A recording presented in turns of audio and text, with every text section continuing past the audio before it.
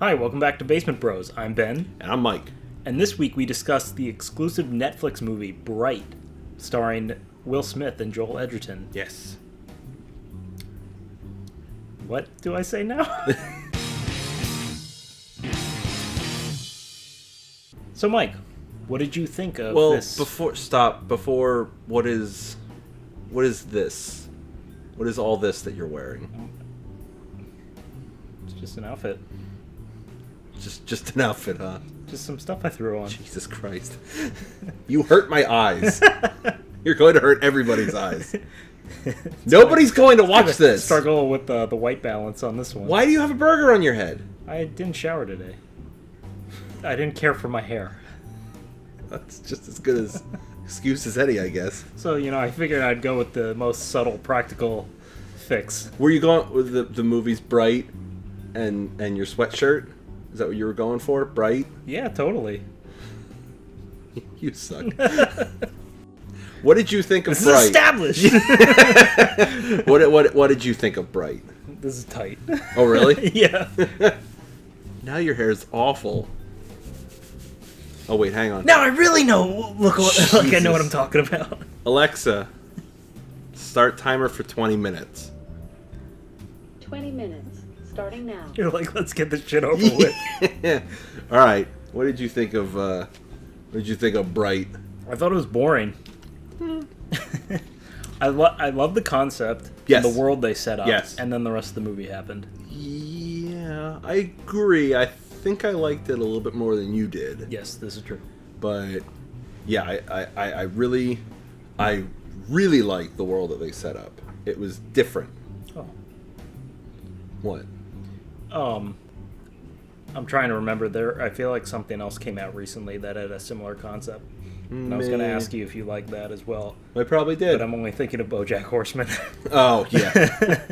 No, just these like coexisting species. Yeah. No, I really liked that whole world, like when they were driving around and whatnot, showing all the different parts of the city.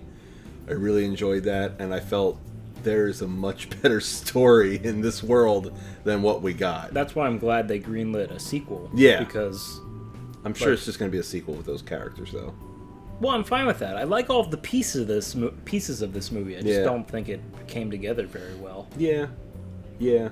I mean, I think my biggest negative with the movie was that the orc, It's not Sam Worthington. No. Joel Edgerton. Joel Edgerton, thank you. He's a much better actor. He is. I don't know why. Those two are the same person. At least you're not saying Jai Courtney. Yeah. No, but No. What's his name? It's Joel Edgerton. Joel Edgerton, thank you. Joel doesn't sound anything like Sam. It does a little bit. I guess they're the same syllables or something? I don't know. I'm just an idiot. No, it's not that. It's that I'm retarded. No, like, not that he acted. Joel Edgerton, not anything against him because he's a great actor, but like there were a couple scenes in the film where like I truly felt that he thought he looked ridiculous, like in the makeup. Like I don't know if he's just that good of an actor that he was portraying that his orc feels silly in this environment, but I took it as like he was like I could see it in his eyes. He's like, this is stupid. Like, what the hell am I doing? Yeah, like. Well, I mean, to be fair, his character was kind of meek. That's why I don't know if he's that good of an actor, or I choose to believe no, he's not. That he just felt like an idiot. I mean, I did get the sense that he was like kind of overacting at times because he had to express through the makeup and through the sort of garbled. Like I was saying earlier, like. I don't know why they don't dubbing would be difficult, but every time they put false teeth in these characters' faces, like, you can tell the actor... In their mouths? Yeah. Right into these people's faces. Right into their face holes. I don't know why I said it like that. But, like, the Tim Burton Planet of the Apes. Yeah. Because our teeth are full of false... That's how real monkeys talk. Oh, I should have known. But yes, he had a little trouble with the false teeth. similar to the other David Ayer movie, Suicide Squad, with Jared Leto trying to deal with that grill. Oh, yeah. But I digress. I liked Will Smith. I was surprised at how much I liked Will Smith, because Will Smith, it's been a while since we've seen this type of Will Smith in movies. I guess, like, good actor Will Smith. Kind of just felt like another Deadshot to me. I don't know. It brought me kind of back to the days of Bad Boys and whatnot. Like, it didn't go full comedy, but I guess maybe just him in an R-rated movie swearing brought me back to Bad Boys 2 days. Yeah. And I thought he should do more of that.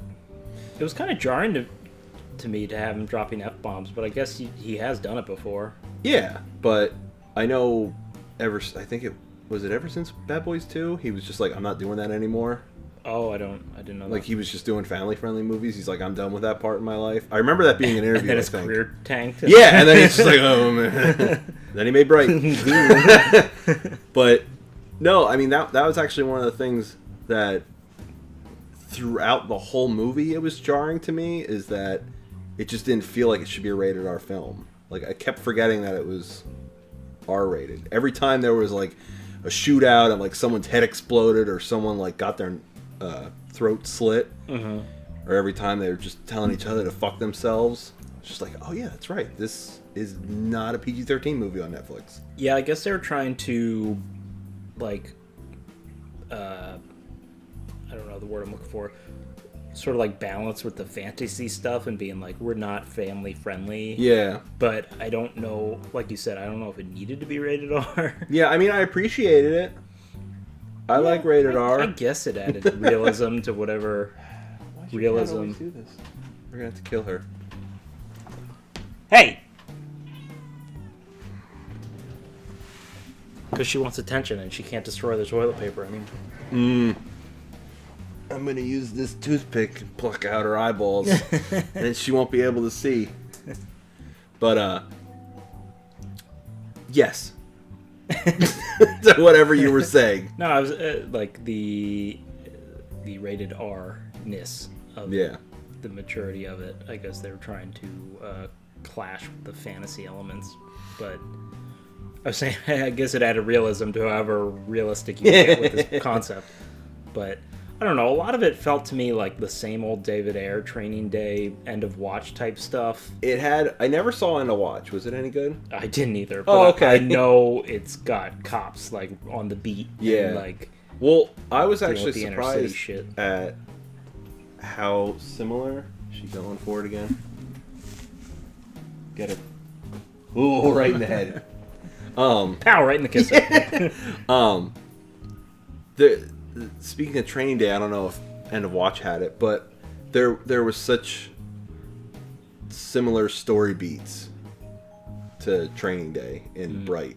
There was one towards the end of the movie when they were being held by orcs, and then they found out that, like, he had saved one of the leader orcs' cousins, and that's how they didn't get killed. Well, I mean, he did get killed, but then he got brought back to life, but then they released him anyway. Spoilers. It's on Netflix. Yeah. But yeah, that was literally beat for beat with Training Day when he saved the bad guy's daughter from a rapist. Yeah, I forgot about that. So I was like, there were other ones that I forget, but that was the one that stood out the most to me. And the thing that the one little annoyance that I had was that with the wand throughout the whole movie, that nobody fucking used it for any situation that could have helped them tremendously. I mean, tremendously? Tremendously. Immensely. Tremendously? Tremendously. Immensely. There were two words, and they both went to my mouth hole at the same time. Gotta put some teeth in your face. You need to have a little thing where it's like Basement Bros is an Emmy award-winning show, award-winning the YouTube awards. Yeah, we're so the opposite of that. I think we're gonna get like deleted one of these days. But yeah, like like they had the wand and like they couldn't do anything because the chick that they were trying to save, she didn't know any spells except to bring people back from the dead. What a rookie move. Like the whole time, like any situation they got themselves into, I mean, like they shot their way out and lots of death and whatnot, but there's just this elf with a wand and she could have easily just blown everyone away or just like zapped them to a different part in the city. Mm-hmm. And she never did any of that. And then she's like, I don't know any spells. And then she just brings the one guy back from death like immediately. Like it was so simple. I'm just like, that's the first spell you learned? That should be like the last spell. Yeah. But let me just pull this out of my pocket. Yeah, like that was the one thing that bring a quarter out from behind your ear and bring you back to fucking life. Like I felt like one of the first things that should have been like Mickey Mouse, like the Fantasia, like she has like brooms and shit like moving around. They're like, yeah, just fuck with brooms for like a month or two. Like once you get that down, then maybe we'll like teach you transportation or teleportation or some shit. Transportation. Maybe we'll like teach you. Yo, turn that pumpkin into a carrot. Yo, shut up. I'm tired. But yeah, I don't know. She just went right to raising the dead and whatnot. And I just want to see a Fantasia version of this movie where it's like a musical. But yeah, I guess in the end I didn't hate it as much as you did. I also probably lowered your expectations. Yeah, that too. Because I was just like, yeah, I did not like it. Of course, I feel like that's been in my opinion for everything but Blade Runner lately. Yeah. All directors out there, try to copy Blade Runner. Copy Denis Villeneuve. Yeah. What else? Well, yeah. I'm sort of curious about the whole production of this movie because it was written by Max Landis, who wrote American Ultra and Victor Frankenstein and something else. But he's what's his dad's name? John Landis's controversial son. Wait, isn't he like who's in a bit of hot water right now? Yeah, isn't he like a douchebag or something? He dresses like a hipster, and a lot of the internet hates him. And I sort of get it, but at the same time, he's got some interesting ideas. If he's bad at even if he's bad at executing them, he should be an idea man. Yeah, pretty much. But in any event, he wrote this, and apparently he's like a huge fan of David Ayer, which I'm kind of just like, why would anyone be a huge fan of David Ayer? But I mean, I like Training Day a lot, but that's about it. Yeah, which he only wrote. Yeah, he hasn't done as well as a director, in my opinion. Yeah. But who was the director of that movie? Training Day. It was Antoine Fuqua, I think. Yeah, that's what I thought. Who has also had a bit of a rocky career lately. But in any event. So Landis wrote this specifically for Ayer, and then I guess Ayer rewrote it, and I guess at that point Landis disowned it. So I'm guessing Ayer threw in those like Training Day elements and stuff, but kind of interested in what he wrote in the first place, like the first draft of it. Then, but I'm sure we'll never see that. Maybe it'd be a I don't know where I was going with that. I just thought it was sort of interesting, the development of it. Yeah, no, I didn't know that. I didn't know there were problems like that behind the scenes. But I'm guessing that Landis will have nothing to do with the sequel, but I wouldn't be surprised if they brought Ayer back to direct. Yeah, I kind of hope not, but yeah, this kind of seems like a series where they could take it in all different directions. Like the next movie doesn't. I mean, I guess they could just do a rehash of this, like just another. God, I hope Will not. Smith. There's so much they could do with this world. Well, that's what I'm saying. They could give it to like anyone to just like write a story in this world, and it'll really be telling how Netflix approaches this because this is their first like blockbuster release, and I just hope they give it to like a whole new creative team, new writer, new director, and like give them some leg room. Yeah, like it could be like an anthology film series, like.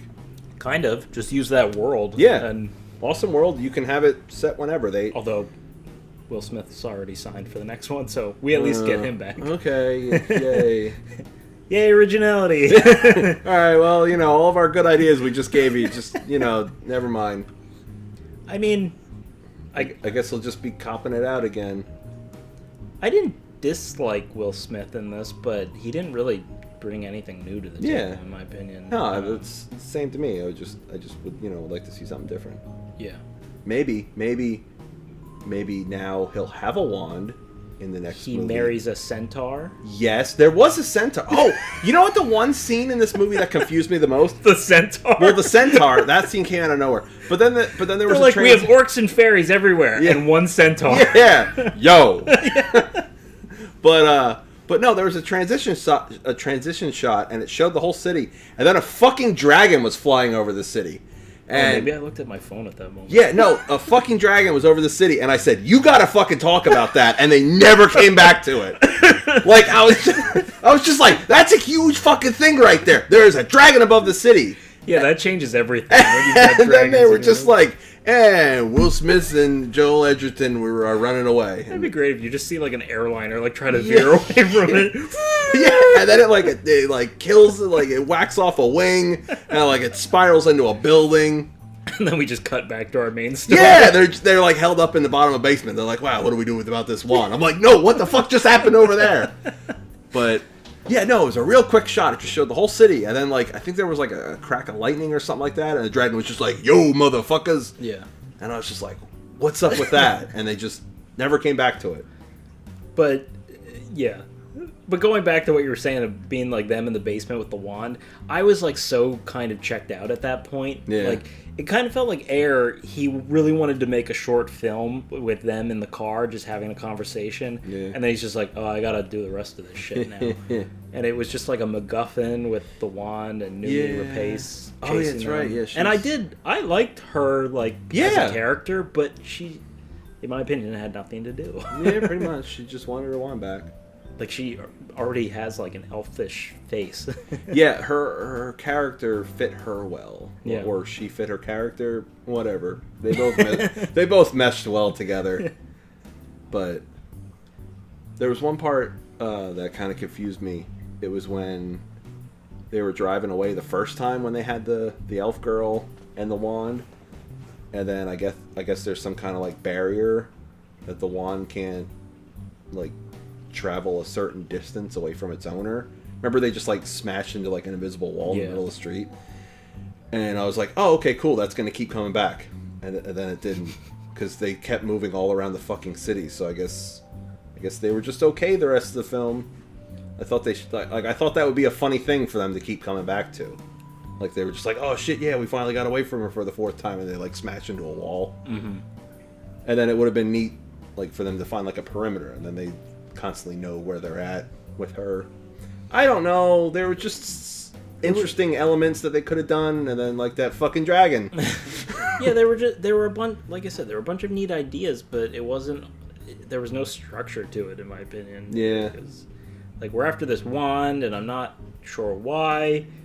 I mean, maybe it was explained, but I was so bored that I wasn't completely paying attention. Well, she paid a lot for it. Huh? She paid a lot for it. It was hers. Wouldn't you be pissed off if someone stole your cat? This cat? Hey, I got that at Pier 1 for $20.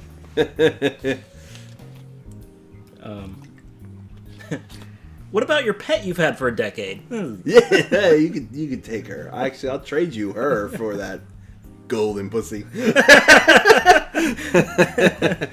Oh, that's Gold funny. pussy. Would God damn it. Would you recommend Bright to anyone? I feel like such a negative Nancy. I mean, a lot. This is another movie where the critics hate it and the fans love it. Oh, really? I almost said common people. You fucking dick. The Netflix Community? There you they go. love it. So I guess I recommend it, but I didn't care for it. Okay. I liked it. It's free. It is free. I feel like that may be the only reason why I watched it. If this movie would have came out to theaters... Well, you would have watched it legally on your app. Shut up! Don't talk about that! But, yeah, I don't know. It is true that, like, everyone was bashing this movie on filmexodus.com, but I was like, well, it's really easy to watch, so I'll watch it. Yeah. Yeah, it was really easy. I downloaded it to my phone and watched it. Where the fuck were we? I don't know. I wasn't home. Oh, I assumed you were at work. Just shut up. I certainly didn't watch it while I was working. I mean, you're in your breaks. Yeah, on my lunch break. Wink. But, yeah, I don't know. I liked it. I'd recommend it. You're paying $10 or $11 a month for Netflix. I mean, you could just do what I did and put it on the background while you're playing with your phone. There you go. Granted, I didn't do that the whole time. Once the whole wand business started, I was just like, I'm not really interested anymore. I guess I'm kind of sick of MacGuffins. Like, we need to get this magic object from here to here, or we need to retrieve the magic object. And I'm just like, can't we just, like, focus on these characters? Yeah, they're standing out more in films. Uh-huh. They're not doing a good job at hiding them anymore. And I feel like you really don't have to put a lot of effort into figuring out how to hide them. Like, you just kind of have to think about it for 5 minutes. Here's a pitch. Uh-huh. What if it's, like, illegal in this world for the creatures to mate with humans, and one of them has, like, a hybrid baby, and then they have to, like, hide it or get it out of the city? Oh, well, I guess we'll never know. See you next week. You're like, P.S., that idea sucks. Yeah.